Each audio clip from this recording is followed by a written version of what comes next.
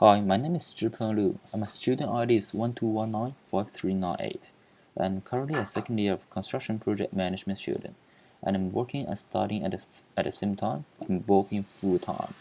And for now, I'm going to describe my personal development plan for the next 2 years, both for work and study.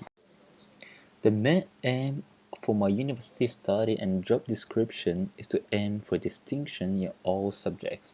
I learn things both in practical and theoretical ways, gain as much knowledge as I can from the job and combine the knowledge learned from the university into the real life work.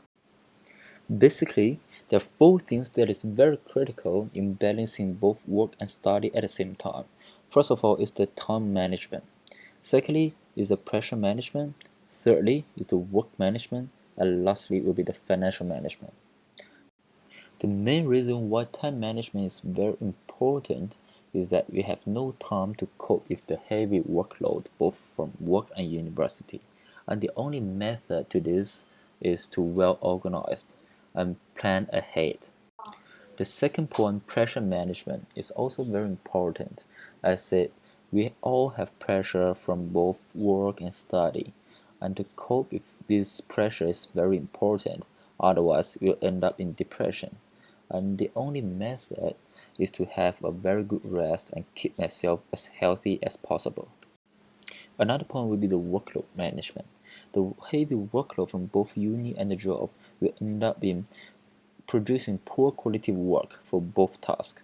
And the key thing to this is to well organized again, as plan ahead, and just focus on concentrating on a single task one at a time.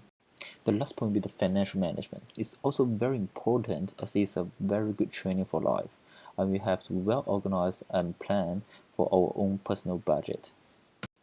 Now, all in all, to conclude, you just need the right attitude for both work and study, and always try harder, because one's ability is always more than what we're expecting.